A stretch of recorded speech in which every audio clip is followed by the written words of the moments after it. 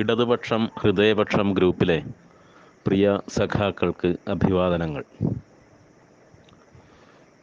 യൂറോപ്പിനെ പിടികൂടിയ ഭൂതം പുറത്തു വന്നിട്ട് 176 വർഷം. നേരത്തെ സ്വാഗത ഭാഷകൻ പറഞ്ഞതുപോലെ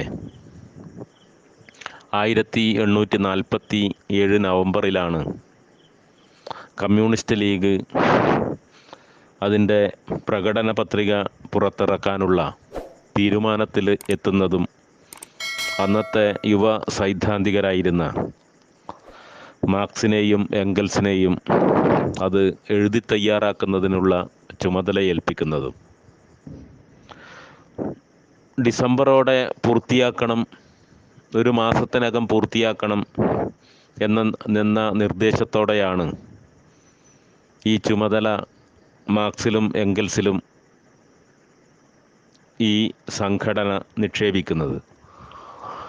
സ്വാഭാവികമായും ബുദ്ധിജീവികൾക്കുണ്ടാകുന്ന അലസത ഈ രണ്ട് യുവ സൈദ്ധാന്തികർക്കും ഉണ്ടായിരുന്നു. ഡിസംബറിലോ ജനുവരിയിലോ അത് പൂർത്തിയാകുന്നില്ല. സംഘടനയിൽ നിന്ന് പുറത്താക്കും എന്ന കർശന നിബന്ധന വന്നപ്പോഴാണ് ഫെബ്രുവരി 21 1848 ഫെബ്രുവരി 21 കമ്മ്യൂണിസ്റ്റ് മാനിഫെസ്റ്റോ സംഘടനയിൽ അവതരിപ്പിക്കപ്പെടുന്നത്. കമ്മ്യൂണിസ്റ്റ് മാനിഫെസ്റ്റോയുടെ ചരിത്രം, മാനിഫെസ്റ്റോ എന്ന ഈ ഒരു പുസ്തകത്തിലേക്ക് മാർക്സും എംഗൽസും സഞ്ചരിച്ചെത്തിയതിൻ്റെ ചരിത്രം വേണമെങ്കിൽ നമുക്ക് സംസാരിക്കാവുന്നതാണ്. ജർമ്മനി ഒരുപക്ഷെ നമുക്കൊക്കെ അറിയാവുന്നതുപോലെ 19-ാം നൂറ്റാണ്ടിലെ യൂറോപ്പിൻ്റെ ധൈഷണിക കേന്ദ്രങ്ങളിലൊന്നായിരുന്നു. ഹെഗൽ ഉൾപ്പെടെയുള്ള, ഇമാനുവൽ കാന്റിനെ പോലുള്ള വലിയ സൈദ്ധാന്തികരുൾപ്പെടെയുള്ള എത്രയോ മനുഷ്യർ ജർമ്മനിയുടെ തത്വചിന്താ രംഗത്ത് വലിയ സംഭാവനകൾ നൽകിയവരാണ്. ഏറ്റവും ഒടുവിൽ മാർക്സിന് തൊട്ടു മുമ്പ് ലോകത്തിലെ തന്നെ വലിയ തത്വചിന്തകനായി അറിയപ്പെട്ട ഹെഗലാണ് മാർക്സിനെ തത്വചിന്തയിൽ ഏറ്റവും അധികം സ്വാധീനിച്ച വ്യക്തിയെന്നും ഇന്ന് നമുക്കറിയാം. ഹെഗേലിയൻ സ്കൂളിലെ പ്രധാനിയായിരുന്നു കാൾ മാർക്സ് എന്ന യുവ സൈദ്ധാന്തികൻ. ഹെഗലിൽ നിന്നാണ് മാർക്സിൻ്റെ വലിയ ആരംഭങ്ങളും വലിയ കുതിപ്പുകളും വലിയ തുടർച്ചകളും അതുപോലെ തന്നെ വലിയ വിച്ഛേദങ്ങളുമൊക്കെ സംഭവിച്ചിട്ടുള്ളത്. ഹെഗലിൽ നിന്ന് പുറത്തു വന്ന മാർക്സ്, ഭൗതികാർത്ഥത്തിൽ പുറത്തു വന്ന മാർക്സ് ലീഗ് ഓഫ് ജസ്റ്റിസ് പോലുള്ള സംഘടനയുടെ ഭാഗമാകുന്നു. പിന്നീട് കമ്മ്യൂണിസ്റ്റ് ലീഗ് ഉണ്ടാകുന്നു. അതിനിടയിൽ സ്വന്തം ഗവേഷണ പ്രബന്ധം ഉൾപ്പെടെ തയ്യാറാക്കി ജർമ്മനിയുടെ ശ്രദ്ധ പിടിച്ചു പറ്റുന്നു. 23-ാമത്തെ വയസ്സിൽ ഗവേഷണ പ്രബന്ധം സമർപ്പിച്ച് ഡോക്ടറേറ്റ് നേടിയ മനുഷ്യനാണ് മാർക്സ്. അന്ന് ജർമ്മനിയിലെ വലിയ ജോലികളിലേതും വേണമെങ്കിൽ ലഭിക്കുമായിരുന്നൊരു ചെറുപ്പക്കാരൻ. പക്ഷെ ലോകത്തിൻ്റെ ദുഃഖം ആണ് മാർക്സിനെ മറ്റൊരു വഴിയിൽ ചിന്തിക്കാനും പ്രവർത്തിക്കാനും പ്രേരിപ്പിക്കുന്നത് എന്നും ഇന്ന് നമ്മൾ സവിശേഷമായ നന്ദിയോടെ ഓർക്കേണ്ടതുണ്ട്. ജീവിതാന്ത്യം വരെ ദാരിദ്ര്യത്തിൻ്റെ ഏറ്റവും പ്രിയപ്പെട്ട കൂട്ടുകാരനായിരുന്നു മാർക്സ്. സ്വയം ഭരിച്ച ദാരിദ്ര്യമാണത് എന്ന് നമ്മൾ ഇന്ന് മറന്നു പോകരുതാത്തതാണ്. ഒരുപക്ഷെ കമ്മ്യൂണിസ്റ്റ് മാനിഫെസ്റ്റോ ഇക്കാര്യം കൂടി നമ്മളെ ഇന്ന് ഓർമ്മിപ്പിക്കുന്നുണ്ട്. മാനിഫെസ്റ്റോയുടെ സന്ദേശങ്ങളിൽ ഇതും പ്രധാനമാണ് എന്ന് ഞാൻ കരുതുന്നു. ഏതായാലും ഈ ധൈഷണികമായ സൈദ്ധാന്തികമായ തത്വചിന്താപരമായ യാത്രക്കിടയിൽ മാർക്സ് എംഗൽസിനെ കണ്ടുമുട്ടുന്നു. എംഗൽസ് നമുക്കറിയാവുന്നതുപോലെ മാഞ്ചസ്റ്ററിലെ വലിയ തുണി മില്ലുടമയുടെ മകനാണ്, വലിയ ധനികനാണ്. തികച്ചും യാദൃച്ഛികമായിട്ടാണ് മാർക്സും എംഗൽസും തമ്മിലുള്ള ആദ്യ കൂടിക്കാഴ്ച നടക്കുന്നത്. എംഗൽസിനെ മാഞ്ചസ്റ്ററിലെ തുണിമില്ലുകളിലെ മാനേജറായിട്ട് എംഗൽസിൻ്റെ അച്ഛൻ നിയമിക്കുന്നു. അവിടെ മാനേജർ ജോലി തുടരുന്നതിനിടയിൽ അത്തരമൊരു ജോലിയിൽ സ്വാഭാവികമായുണ്ടാകുന്ന മടുപ്പ്, അതും തത്വചിന്താപരമായ വലിയ ആന്തരിക ജീവിതം ഉള്ളിലുള്ളൊരു മനുഷ്യനുണ്ടാകുന്ന മടുപ്പ് എംഗൽസിനുണ്ടാകുന്നു. ജോലി മതിയാക്കി എംഗൽസ് നാട്ടിലേക്ക് തിരിച്ചു പോകാൻ തയ്യാറെടുക്കുന്നു. ഈ തിരിച്ചു പോകുന്ന യാത്രക്കിടയിലാണ് മാർക്സിനെ എംഗൽസ് കണ്ടുമുട്ടുന്നത്. മാർക്സ് അന്ന് ജൂതപ്രശ്നം എന്ന പുസ്തകത്തിൻ്റെ രചനയിലാണ്. മാർക്സിന് എംഗൽസിനെ നേരത്തെ കേട്ട് മാത്രമല്ല, മാർക്സ് പത്രാധിപരായുള്ള പത്രത്തിൽ സാമ്പത്തിക ശാസ്ത്ര വിമർശനത്തിന് ഒരു ആമുഖം എന്ന ഗംഭീരമായൊരു ലേഖനം ഫ്രെഡറിക് എംഗൽസ് എന്ന ചെറുപ്പക്കാരൻ്റേതായിട്ട് മാർക്സ് പ്രസിദ്ധീകരിക്കുന്നുണ്ട്. ഈ ലേഖനം എഴുതിയ ചെറുപ്പക്കാരനെ മാർക്സ് അന്വേഷിക്കുന്നുണ്ട്. അങ്ങനെ ഇരിക്കുമ്പോഴാണ് ഈ ചെറുപ്പക്കാരൻ മാർക്സിന് മുന്നിൽ പ്രത്യക്ഷപ്പെടുന്നത് യാദൃച്ഛികമായിട്ട്. അവർ തമ്മിൽ വലിയ സൗഹൃദമുണ്ടാകുന്നു.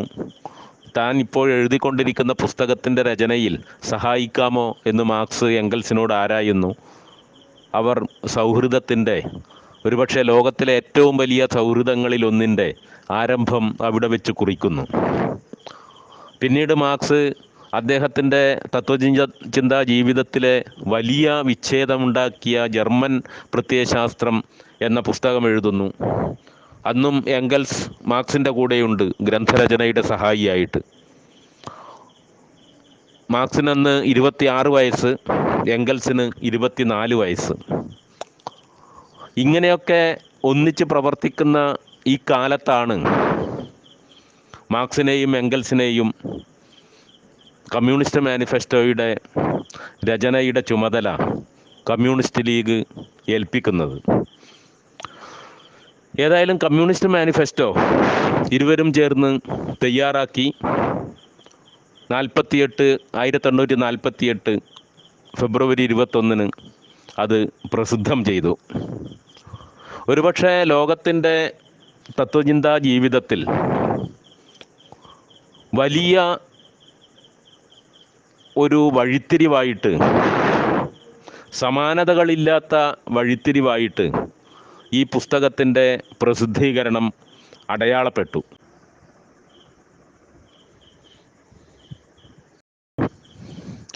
19-ാം നൂറ്റാണ്ട് ലോകത്തിൻ്റെ വൈജ്ഞാനിക ചരിത്രത്തിലെ വലിയൊരു നൂറ്റാണ്ടാണ്. ദൈർഘ്യം കൊണ്ടല്ല, വൈജ്ഞാനിക ചരിത്രത്തിൽ സംഭവിച്ച വലിയ കുതിപ്പുകൾ കൊണ്ട്. 19-ാം നൂറ്റാണ്ടിൽ മാർക്സിസം എന്ന തത്വചിന്താ പദ്ധതി മാത്രമല്ല ഉദ്ഘാടനം ചെയ്യപ്പെടുന്നത്. ലോകത്തിലെ തൊഴിലാളി വർഗത്തിൻ്റെ ചരിത്രത്തിൽ, അല്ലെങ്കിൽ ലോകത്തിലെ ദരിദ്ര ജനതയുടെ ചരിത്രത്തിൽ, ഒരുപക്ഷെ ലോകത്തിലെ ചരിത്രം എന്ന വിജ്ഞാന ശാഖയുടെ തന്നെ ചരിത്രത്തിൽ വലിയ കുതിപ്പാണ് മാർക്സിസം ഉണ്ടാക്കിയത്. ചരിത്രം എന്നത് യാദൃച്ഛികമായി സംഭവിച്ചു പോയ പലതരം സംഗതികളുടെ, ഭൂതകാല സംഭവങ്ങളുടെ കോർത്തുകെട്ടാണ്. ഇതൊക്കെ ചേർത്ത് വെക്കലാണ്. ഈ ഭൂതകാല സംഭവങ്ങൾ ചേർത്ത് വെച്ചുണ്ടാകുന്ന വളരെ നിഷ്കളങ്കമായ ഒരാഖ്യാനമാണ് ചരിത്രം എന്ന് ലോകം കരുതിയിടത്ത് നിന്ന് ചരിത്രം കൃത്യമായ ചില ചലന നിയമങ്ങളാൽ നിർണയിക്കപ്പെടുന്നതാണ് എന്നും ചരിത്രത്തെ നിയന്ത്രിക്കുന്ന ശക്തികൾ ഏതൊക്കെയാണ് എന്നും ചരിത്രത്തിൻ്റെ മുന്നോട്ടുള്ള പോക്കിൻ്റെ പ്രധാനപ്പെട്ട ആധാര സ്രോതസ്സുകൾ എന്തൊക്കെയാണ് എന്നും ലോകത്തിന് ആദ്യമായി കാട്ടിക്കൊടുക്കുന്നത് മാർക്സിസമാണ്. അതുകൊണ്ടാണ് ശാസ്ത്രത്തിൻ്റെ ചരിത്രത്തിൻ്റെ ശാസ്ത്രം എന്നൊരു പുതിയ അധ്യായം ഉദ്ഘാടനം ചെയ്യുകയാണ് മാർക്സിസം ചെയ്തത് എന്ന് പിന്നീട് തത്വചിന്താ പദ്ധതി വിശദീകരിച്ചത്. ചരിത്രം എന്നത് അതുവരെ ശാസ്ത്രത്തിൻ്റെ മേഖലയിൽ ഉൾപ്പെട്ട ഒന്നായിരുന്നില്ല, ഒരു ജ്ഞാനഗണമായിരുന്നില്ല. മാർക്സിസമാണ്, കൃത്യമായി പറഞ്ഞാൽ കമ്മ്യൂണിസ്റ്റ് മാനിഫെസ്റ്റോ എന്ന പുസ്തകത്തിൻ്റെ പ്രസിദ്ധീകരണമാണ് ചരിത്രത്തിന് ശാസ്ത്ര പദവി സമ്മാനിക്കുന്നത്. അതുകൊണ്ട് ശാസ്ത്രത്തിൻ്റെ ചരിത്രത്തിൽ ചരിത്രം എന്നൊരു പുതിയ അധ്യായം കൂടി എഴുതി ചേർക്കപ്പെടുന്നു കമ്മ്യൂണിസ്റ്റ് മാനിഫെസ്റ്റോയുടെ പിറവിയോടുകൂടി. ഇതോടൊപ്പം 19-ാം നൂറ്റാണ്ടിൽ തന്നെയാണ് പരിണാമ സിദ്ധാന്തവുമായി ഡാർവിൻ എത്തുന്നത്. അതുവരെ മതങ്ങളുടെ കെട്ടുകഥകളിൽ മാത്രം വിശ്വസിച്ചിരുന്ന, അഭിരമിച്ചിരുന്ന മനുഷ്യർ എങ്ങനെയാണ് ഭൂമുഖത്ത് മനുഷ്യനുൾപ്പെടെയുള്ള ജീവജാലങ്ങൾ ഉണ്ടായി വന്നത് എന്നതിനെക്കുറിച്ച് ആദ്യമായി ശാസ്ത്രീയമായി അറിയുന്നത് ഡാർവിൻ്റെ ഒറിജിൻ ഓഫ് സ്പീഷീസ് എന്ന പുസ്തകത്തോടു കൂടിയാണ്. അതുകൊണ്ട് മനുഷ്യ പരിണാമ ജ്ഞാനത്തിലെ, മറ്റൊരു വിധത്തിൽ പറഞ്ഞാൽ ലോകത്തിലെ ജീവിവർഗത്തിൻ്റെ ഉദ്ഭവത്തെയും വളർച്ചയെയും കുറിച്ചുള്ള അറിവിൻ്റെ മേഖലയിൽ 19-ാം നൂറ്റാണ്ട് വലിയ സംഭാവന നൽകി. ഇതോടൊപ്പം മനുഷ്യ മനസ്സ് എന്ന ഏറ്റവും സങ്കീർണ സ്വഭാവമുള്ള, പ്രഹേളികാ സ്വഭാവമുള്ള ഒരു സങ്കല്പനത്തെ, ഒരു യാഥാർത്ഥ്യത്തെ ആദ്യമായിട്ട് ശാസ്ത്രീയമായി വിശകലനം ചെയ്യപ്പെടുന്നതും 19-ാം നൂറ്റാണ്ടിലാണ്. ഇൻ്റർപ്രിട്ടേഷൻ ഓഫ് ഡ്രീംസ് എന്ന പുസ്തകവുമായി സിഗ്മണ്ട് ഫ്രോയിഡ് എത്തുന്നു. ഇങ്ങനെ നമ്മുടെ വിജ്ഞാനത്തിൻ്റെ ചരിത്രത്തിൽ, ലോകത്തിൻ്റെ അറിവിൻ്റെ ചരിത്രത്തിൽ വലിയ കുതിപ്പുണ്ടാക്കിയ നൂറ്റാണ്ടാണ് 19-ാം നൂറ്റാണ്ട്. ഏതായാലും നേരത്തെ പറഞ്ഞതുപോലെ കമ്മ്യൂണിസ്റ്റ് മാനിഫെസ്റ്റോ പിറവിയെടുത്തതോടുകൂടി ചരിത്രത്തെ, മനുഷ്യൻ്റെ സാമൂഹ്യ പരിണാമ ചരിത്രത്തെ അതിനു മുമ്പ് കണ്ട രീതിയിൽ ഇനി തുടർന്ന് കാണാൻ കഴിയില്ല എന്ന് ലോകം മുഴുവൻ മനസ്സിലാക്കാൻ നിർബന്ധിതമായി.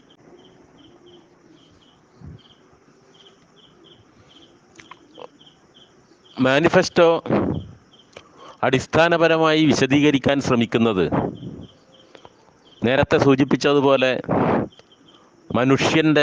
മനുഷ്യവർഗത്തിൻ്റെ സാമൂഹികമായ വികാസത്തിൻ്റെ ചരിത്രമാണ്. ഈ ഒരു പ്രക്രിയയിൽ മാർക്സും എംഗൽസും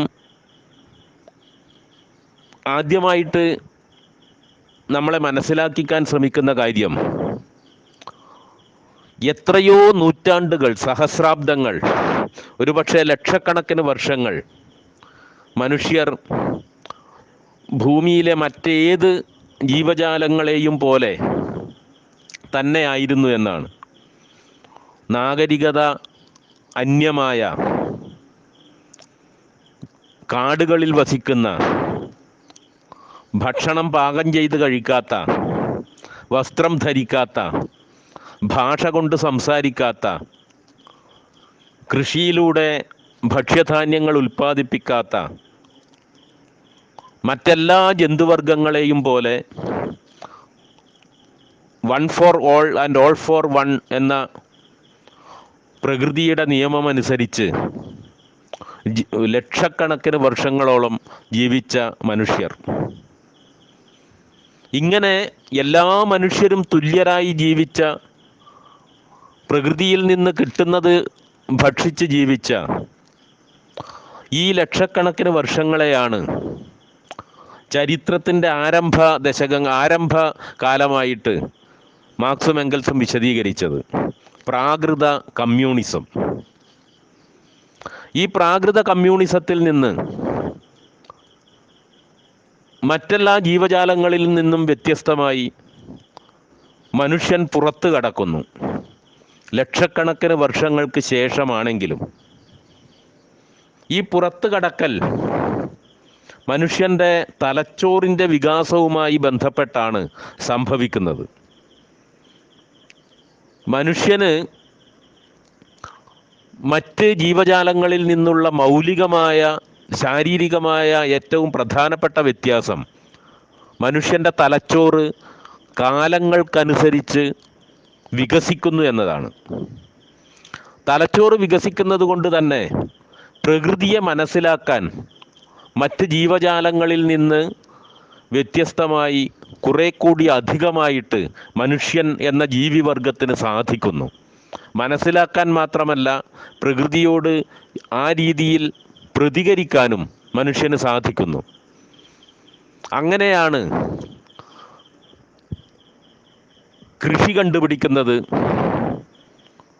അതുവരെ നായാടി മാത്രം, പ്രകൃതി നൽകുന്നത് മാത്രം ഭക്ഷിച്ചിരുന്ന മനുഷ്യൻ തനിക്ക് വേണ്ടുന്ന ഭക്ഷ്യവിഭവങ്ങൾ തനിക്ക് നട്ടുണ്ടാക്കാൻ കഴിയും, കൃഷി ചെയ്തുണ്ടാക്കാൻ കഴിയും എന്ന് മനസ്സിലാക്കുന്നത് ഈ ബുദ്ധിവികാസത്തിൻ്റെ ഭാഗമായിട്ടാണ്, തലച്ചോറിൻ്റെ വികാസത്തിൻ്റെ ഭാഗമായിട്ടാണ്.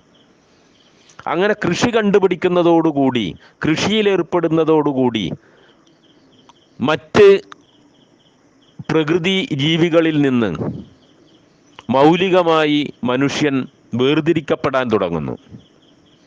കൃഷിയുണ്ടാകുമ്പോൾ സ്വാഭാവികമായിട്ടും ഈ നാടോടി ജീവിതം പിന്നീട് സാധ്യമാകില്ല.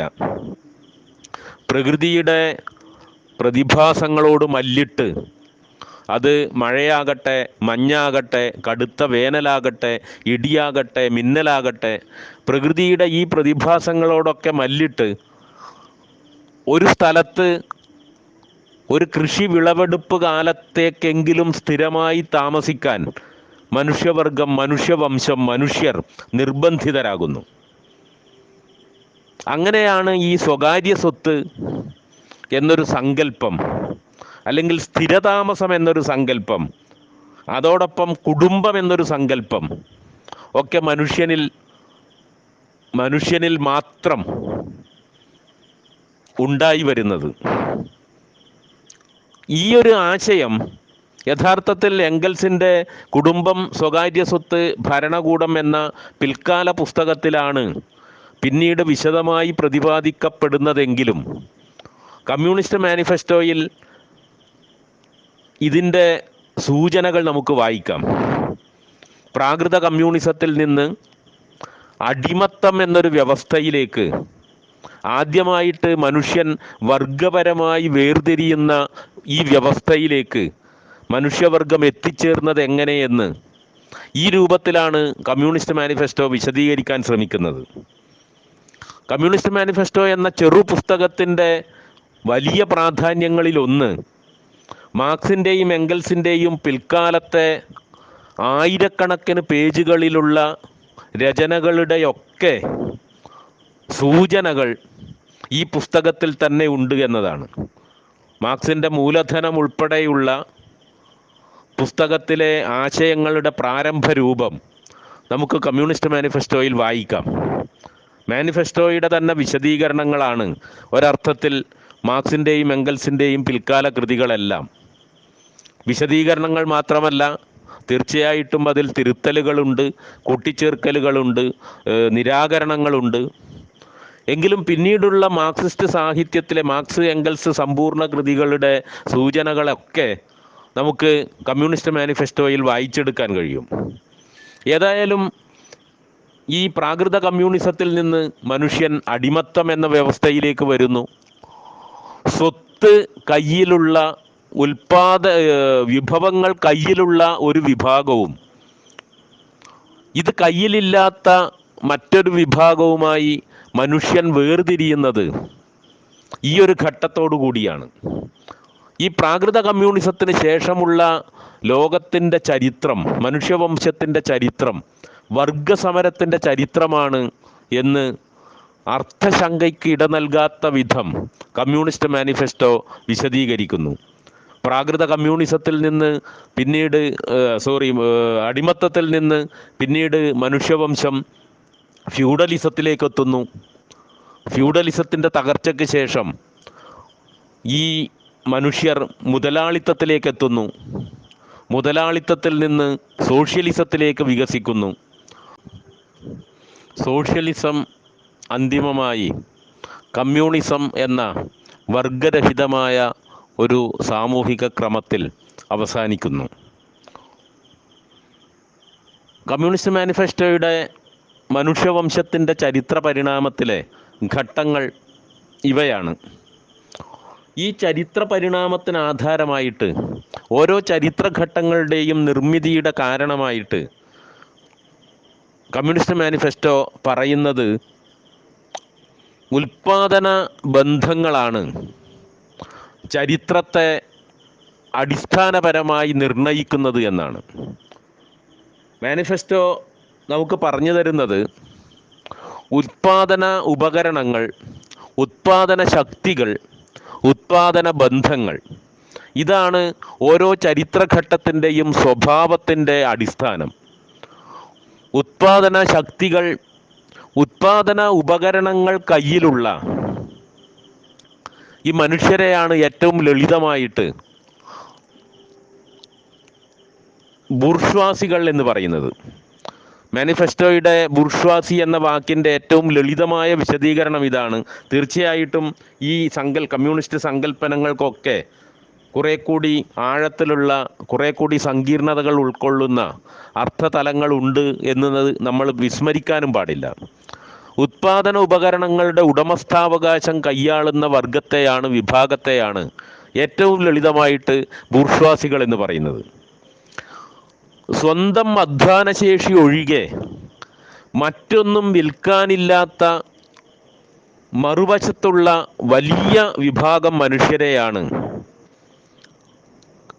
മാനിഫെസ്റ്റോ തൊഴിലാളി വർഗം എന്ന് വിശേഷിപ്പിക്കുന്നത്. മുതലാളിത്തത്തിലെ വിരുദ്ധ വർഗങ്ങൾ ഇവയാണ്, ബൂർഷ്വാസിയും തൊഴിലാളി വർഗവും. തീർച്ചയായിട്ടും അടിമത്തത്തിൽ അടിമയും ഉടമയും എന്നതുപോലെ, ഫ്യൂഡലിസത്തിൽ ജന്മിയും കുടിയാനും എന്നതുപോലെ, മുതലാളിത്തത്തിൽ ബൂർഷ്വാസിയും തൊഴിലാളി വർഗവും. ഉൽപാദന ശക്തികളോ ഉത്പാദന ഉപകരണങ്ങളോ അല്ല, ഉത്പാദന ബന്ധങ്ങളാണ് ഒരു സാമൂഹിക ഘടന പുരോഗമനപരമാണോ ജനവിരുദ്ധമാണോ എന്ന് നിശ്ചയിക്കുന്നതിൻ്റെ അടിസ്ഥാനം എന്ന് മാനിഫെസ്റ്റോ നമ്മളോട് വിശദീകരിക്കുന്നു. ഉത്പാദനവും അല്ലെങ്കിൽ ഉൽപ്പന്നങ്ങളും ഇത് നിർമ്മിക്കുന്ന മനുഷ്യരും തമ്മിലുള്ള ബന്ധമാണ് അടിസ്ഥാനപരമായിട്ട് മുതലാളിത്തത്തെ ഏറ്റവും വലിയ ഒരു ജനവിരുദ്ധ ഘടനയായിട്ട് മാറ്റുന്നത്.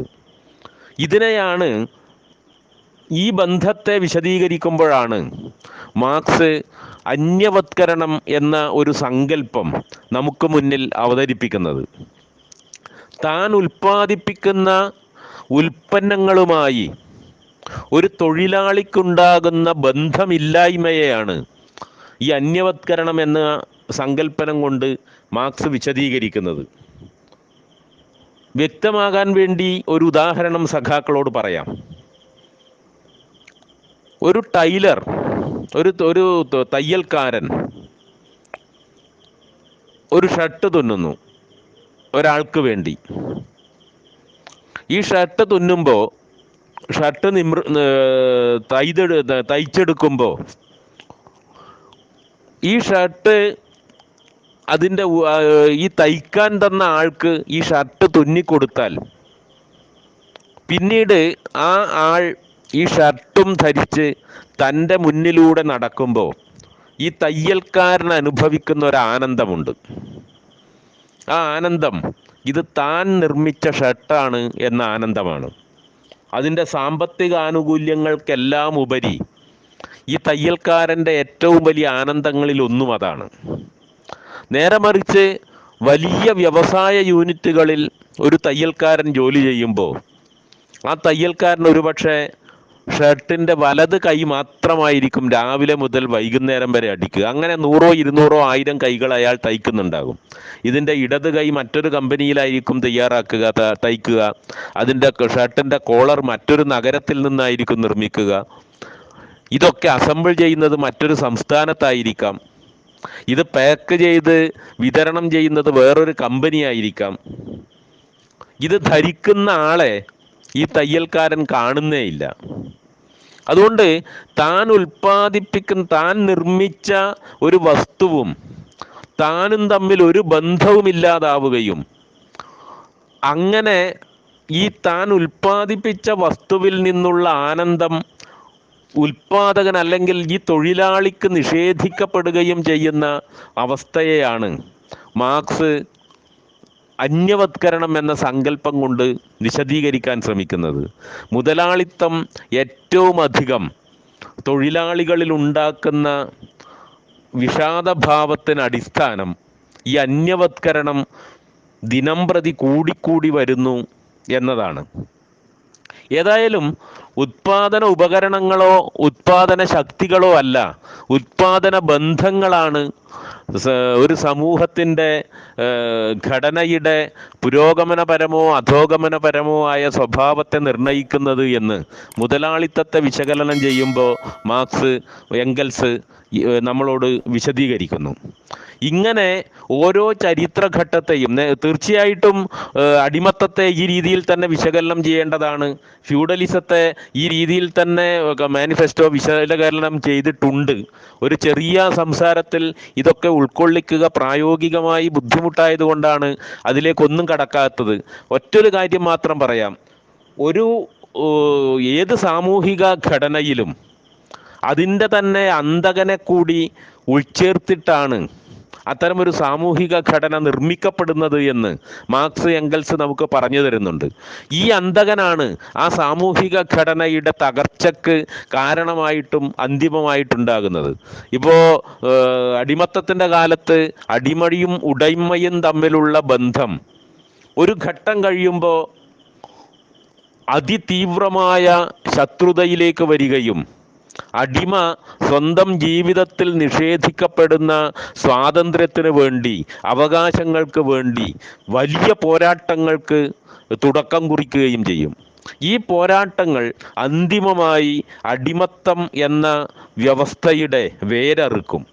ഒരുപക്ഷെ നമ്മുടെ സ്പാർട്ടക്കസ് എന്ന മിത്തൊക്കെ ഇതിൻ്റെ വലിയ ആവിഷ്കാരമായിട്ടാണ് ലോകത്തിലെ മനുഷ്യരുടെ ഉള്ളിൽ കുടികൊള്ളുന്നത്.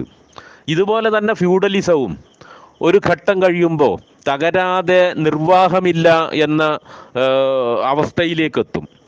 ഈ വൈരുദ്ധ്യങ്ങൾ ഓരോ സാമൂഹിക ഘടനയിലെയും വൈരുദ്ധ്യങ്ങൾ മൂർച്ഛിച്ചാണ് ആ സാമൂഹിക ഘടനയെ തന്നെ തകർക്കുന്നത്.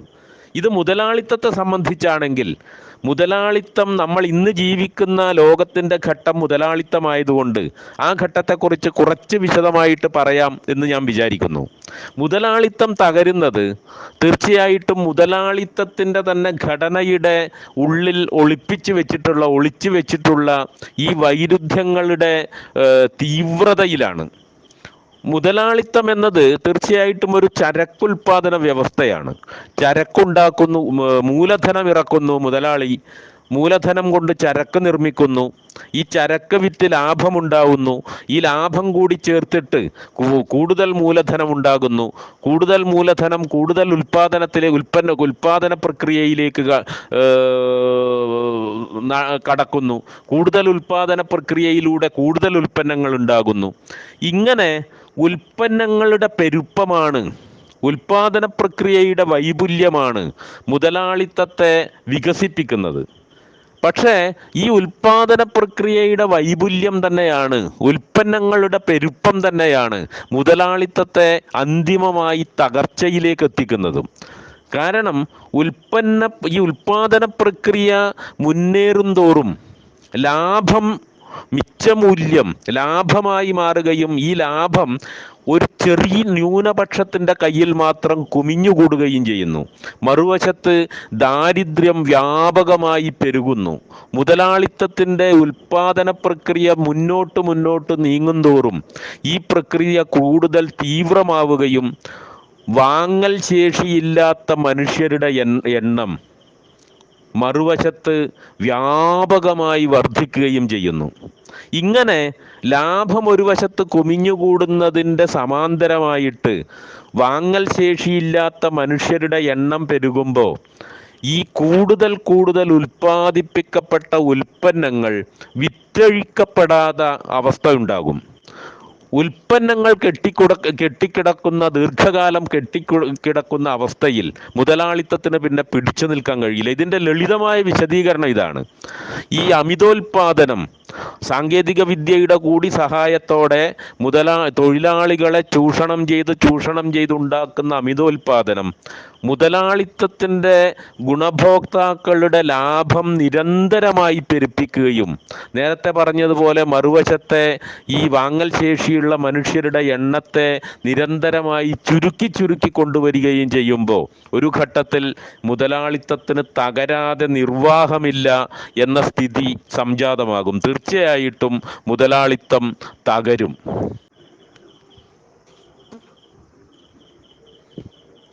മുതലാളിത്തത്തിൻ്റെ ഈ തകർച്ച സമൂഹത്തെ സോഷ്യലിസ്റ്റ് നിർമ്മാണ പ്രക്രിയയിലേക്ക് നയിക്കും. ലോകത്തിൽ എമ്പാടുമുള്ള മനുഷ്യർ സോഷ്യലിസത്തിന് കീഴിൽ ജീവിതം കെട്ടിപ്പടുക്കുമ്പോൾ മാത്രമേ, അതിൻ്റെ അടുത്ത ഘട്ടം എന്ന നിലയിൽ മാത്രമേ കമ്മ്യൂണിസം എന്ന വർഗരഹിത ഘടനയിലേക്ക് മനുഷ്യ സമൂഹം മുന്നേറൂ എന്നും മാർക്സിസ്റ്റ് ചരിത്ര ഘട്ടങ്ങളെക്കുറിച്ചുള്ള വിശകലനം നമ്മോട് പറയുന്നുണ്ട്.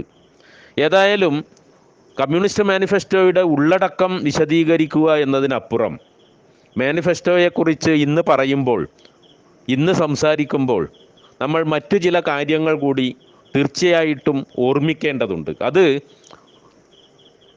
മുതലാളിത്തം എന്നൊരു സാമൂഹ്യ ഘടന അതിൻ്റെ കളിത്തൊട്ടിലിൽ ശൈശവ ഘട്ടത്തിൽ മാത്രമുണ്ടായിരുന്നപ്പോഴാണ് കമ്മ്യൂണിസ്റ്റ് മാനിഫെസ്റ്റോ രചിക്കപ്പെടുന്നത്. 1848 മുതലാളിത്തം എന്നത് ലോകം മുഴുവൻ അറിയുന്ന ഒരു വ്യവസ്ഥയല്ല. യൂറോപ്പിൽ തന്നെ വളരെ കുറച്ച് പ്രദേശങ്ങളിൽ മാത്രം വികസിച്ച് വന്നുകൊണ്ടിരുന്ന, അതിൻ്റെ ആരംഭം കുറിക്കുക മാത്രം ചെയ്തിരുന്ന ഒരു വ്യവസ്ഥയെ മുൻനിർത്തിയിട്ടാണ് മാർക്സ് എംഗൽസ് മാനിഫെസ്റ്റോയിൽ പിൽക്കാല ലോകത്തെ വിശദീകരിക്കാൻ ശ്രമിക്കുന്നത്. മുതലാളിത്തം പിന്നീട് സാമ്രാജ്യത്വമായിട്ടും ഇപ്പോൾ നമ്മൾ ജീവിക്കുന്ന ഫിനാൻസ് മുതലാളിത്തമായിട്ടും ഒക്കെ വികസിക്കുമ്പോഴും എങ്ങനെയാണ് മുതലാളിത്തം വികസിക്കുന്നത് എന്നതിനെക്കുറിച്ച് ഈ ആരംഭത്തിൽ തന്നെ അത്യന്തം പ്രവചനാത്മകമായിട്ട് എഴുതാൻ കഴിഞ്ഞു, പറയാൻ കഴിഞ്ഞു എന്നുള്ളതാണ് മാനിഫെസ്റ്റോ ഇന്ന് വായിക്കുമ്പോൾ നമുക്കുണ്ടാകുന്ന ഒന്നാമത്തെ അത്ഭുതം. ഇത് തീർച്ചയായിട്ടും പ്രവചനശേഷിയുടെ ആവിഷ്കാരമായിരുന്നില്ല. മാർക്സിൻ്റെയോ എംഗൽസിൻ്റെയോ പ്രവചനശേഷിയുടെ ആവിഷ്കാരം എന്ന നിലയിലല്ല മാനിഫെസ്റ്റോയിലെ ഈ ഒരു വശത്തെ നമ്മൾ കാണേണ്ടത്. അത് ആരംഭത്തിൽ പറഞ്ഞതുപോലെ ചരിത്രം എന്ന ശാസ്ത്രത്തിൻ്റെ ചലന നിയമങ്ങളെക്കുറിച്ചുള്ള കൃത്യമായ ധാരണകളിലാണ് മാനിഫെസ്റ്റോ എഴുതപ്പെട്ടത് എന്നതുകൊണ്ടാണ് 176 വർഷങ്ങൾക്ക് ശേഷം നമ്മൾ ഇന്ന് ജീവിക്കുന്ന മുതലാളിത്തത്തിൻ്റെ ഈ ഘട്ടത്തെപ്പോലും അത്യന്തം സൂക്ഷ്മമായി വിശകലനം ചെയ്യാൻ മാനിഫെസ്റ്റോക്ക് സാധിക്കുന്നത്. മുതലാളിത്തം ലോകത്തിലെ തൊഴിലാളി വർഗത്തോട് എന്തു ചെയ്യും എന്ന് മാത്രമല്ല, പ്രകൃതിയോട് എന്ത് ചെയ്യും, പ്രകൃതിയിലെ പ്രതിഭാസങ്ങളോട് എന്ത് ചെയ്യും, പ്രകൃതി വിഭവങ്ങളോട് എന്ത് ചെയ്യും, സ്ത്രീകളെ മുതലാളിത്തം പരിഗണിക്കുന്നത് എങ്ങനെ, ദേശീയതയെ മുതലാളിത്തം പരിഗണിക്കുന്നത് എങ്ങനെ, ദേശഭാവനയെ, ദേശീയമായ അതിരുകളെ മുതലാളിത്തം എങ്ങനെയാണ് പിൽക്കാലത്ത് മറികടക്കുന്നത്. ലാഭം എന്ന പ്രതീക്ഷയിൽ, ലാഭം എന്ന ഒറ്റ മോഹത്തിൽ ദേശീയമായ അതിർവരമ്പുകളെ മുഴുവൻ മറികടക്കുന്ന, മായ്ച്ചു കളയുന്ന, അലിയിച്ചു കളയുന്ന സാമ്രാജ്യത്വത്തെക്കുറിച്ച്, സാർവദേശീയ മുതലാളിത്തത്തെക്കുറിച്ച് അത്യന്തം ശാസ്ത്രീയമായിട്ട് മാനിഫെസ്റ്റോ നമ്മളോട് വിശദീകരിക്കുന്നുണ്ട്. അതുകൊണ്ട് പിൽക്കാല ലോകത്തിൻ്റെ ചലനഗതികളെക്കുറിച്ചുള്ള കൃത്യവും സൂക്ഷ്മവും ശാസ്ത്രീയവുമായ വിശകലനങ്ങൾ ഉൾപ്പെട്ട പുസ്തകം എന്ന നിലയിലാണ് ഈ 176ാമത്തെ വർഷത്തിലും മാനിഫെസ്റ്റോ അത്യന്തം പ്രസക്തമായിട്ട്, ഒരു അത്ഭുതമായിട്ട് നമ്മുടെ മുന്നിൽ നിൽക്കുന്നത്. മാത്രവുമല്ല, ഈ നമുക്കറിയാം, മാനിഫെസ്റ്റോ എന്നത് വളരെ ചെറിയൊരു പുസ്തകമാണ്.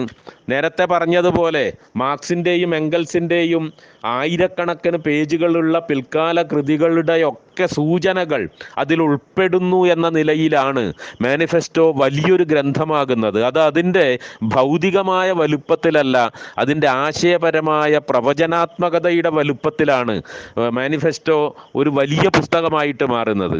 ആമുഖം ഉൾപ്പെടെ 5 അധ്യായങ്ങളെ മാനിഫെസ്റ്റോയിലുള്ളൂ. ആമുഖം ഒഴികെ 4 അധ്യായങ്ങൾ. ബൂർഷ്വാകളും തൊഴിലാളികളും എന്ന അധ്യായം, ബൂർഷ്വ എന്നത് എന്താണ്, നേരത്തെ ഞാൻ വിശദീകരിച്ചതുപോലെ ബൂർഷ്വ എന്നാൽ എന്താണ്, തൊഴിലാളികൾ എന്നാൽ എന്താണ്, അതുപോലെ തൊഴിലാളികളും കമ്മ്യൂണിസ്റ്റുകാരും തമ്മിലുള്ള ബന്ധം എന്താണ്, തൊഴിലാളി വർഗ പാർട്ടി എന്നത് അല്ലെങ്കിൽ കമ്മ്യൂണിസ്റ്റുകാർ എന്നത് ഏതെങ്കിലും ഒരു പാർട്ടിയല്ല, ലോകത്തിലെല്ലായിടത്തുമുള്ള തൊഴിലാളികളുടെ വിഷയങ്ങൾ ഏറ്റെടുക്കുന്ന ഒരു സങ്കല്പനത്തെ, ഒരു ഭാവനയെ, അല്ലെങ്കിൽ ഒരു യാഥാർത്ഥ്യത്തെയാണ് കമ്മ്യൂണിസ്റ്റുകൾ എന്ന്, അല്ലെങ്കിൽ കമ്മ്യൂണിസം എന്ന് പറയുന്നത്. അത് ഏതെങ്കിലും പാർട്ടിക്കെതിരായുള്ളൊരു പാർട്ടിയല്ല എന്ന് മാനിഫെസ്റ്റോ കൃത്യമായിട്ട് നമ്മളോട് വിശദീകരിക്കുന്നു. ലോകത്തിലെമ്പാടുമുള്ള രാജ്യത്തിൻ്റെയോ മറ്റേതെങ്കിലും വിഭജന യുക്തികളുടെയോ അതിരുകൾക്കുള്ളിൽ നിൽക്കാത്ത, ലോകത്തിലെമ്പാടുമുള്ള തൊഴിലാളികളുടെ വിഷയങ്ങൾ പരിഹരിക്കാൻ ശ്രമിക്കുന്ന, മനസ്സിലാക്കാൻ ശ്രമിക്കുന്ന ഒരു സങ്കല്പനമാണ് കമ്മ്യൂണിസം എന്നും, അത് ഏതെങ്കിലും പാർട്ടിക്കെതിരായൊരു പാർട്ടിയല്ല എന്നും തൊഴിലാളികളും കമ്മ്യൂണിസ്റ്റുകളും എന്ന 2ാമത്തെ അധ്യായത്തിൽ മാർക്സും എംഗൽസും വിശദീകരിക്കുന്നുണ്ട്. സോഷ്യലിസ്റ്റ് സാഹിത്യത്തെയും കമ്മ്യൂണിസ്റ്റ് സാഹിത്യത്തെയും എങ്ങനെയാണ് വിവേചിച്ചറിയേണ്ടത് എന്ന് 3ാമത്തെ അധ്യായം വിശദീകരിക്കുന്നുണ്ട്. നിലവിലുള്ള വിവിധ പ്രതിപക്ഷ പാർട്ടികളോടുള്ള കമ്മ്യൂണിസ്റ്റുകാരുടെ നിലപാടെന്ത് എന്ന് അവസാന അധ്യായം വിശദീകരിക്കുന്നു. ഈ ഓരോ അധ്യായത്തിൻ്റെയും ഉള്ളടക്കത്തിലേക്ക് ഇനി വൈകിയ സന്ദർഭത്തിൽ പോകണം എന്ന് ഞാൻ കരുതുന്നില്ല. ഏതായാലും ലോകത്തിലെ മുഴുവൻ തൊഴിലാളികളോടും ഐക്യപ്പെടുവാനും, നമുക്ക് കിട്ടാനുള്ളത് വലിയൊരു ലോകമാണ്, നഷ്ടപ്പെടാൻ നമ്മുടെ കൈച്ചങ്ങലകൾ മാത്രമേ ഉള്ളൂ എന്നും ആഹ്വാനം ചെയ്തുകൊണ്ട് അവസാനിക്കുന്ന ഈ കൊച്ചു പുസ്തകം ഇനി അൽത്തൂസർ പറഞ്ഞതുപോലെ ലോകചരിത്രത്തിൽ നിന്ന് പിന്മടക്കാനാവാത്ത പുസ്തകമാണ്. ഒരുപക്ഷെ ലോകത്തിൻ്റെ ഗതിയെ ഇത്രയധികം മാറ്റിമറിച്ച മറ്റൊരു പുസ്തകമില്ല. പ്രചാരത്തിൻ്റെ കാര്യത്തിൽ മനുഷ്യർ വായിച്ചതിൻ്റെ അളവ് വെച്ച് ഒരുപക്ഷെ ബൈബിളോ ഖുറാനോ കമ്മ്യൂണിസ്റ്റ് മാനിഫെസ്റ്റോയേക്കാൾ മുന്നിൽ വന്നിരിക്കാം. പക്ഷേ ലോകത്തെ പ്രായോഗികമായി മാറ്റിയതിൽ കമ്മ്യൂണിസ്റ്റ് മാനിഫെസ്റ്റോയോളം സംഭാവന ചെയ്ത മറ്റൊരു പുസ്തകം മനുഷ്യ ചരിത്രത്തിലില്ല എന്ന് മാത്രം ഈ ഒരു സന്ദർഭത്തിൽ സഖാക്കളോട് ആഹ്ലാദപൂർവം, അഭിമാനപൂർവം ഓർമ്മിപ്പിച്ചുകൊണ്ട് ഈ ചെറിയ സംസാരം അവസാനിപ്പിക്കുന്നു. മൊബൈലിലെ സാങ്കേതിക പ്രശ്നം സംസാരത്തെ തടസ്സപ്പെടുത്തിയിട്ടുണ്ട്, ചിതറിച്ചിട്ടുണ്ട്. അതൊക്കെ സഖാക്കൾ മനസ്സിലാക്കും എന്ന് പ്രത്യാശിക്കുന്നു. എല്ലാ സഖാക്കൾക്കും വിപ്ലവ അഭിവാദനങ്ങൾ.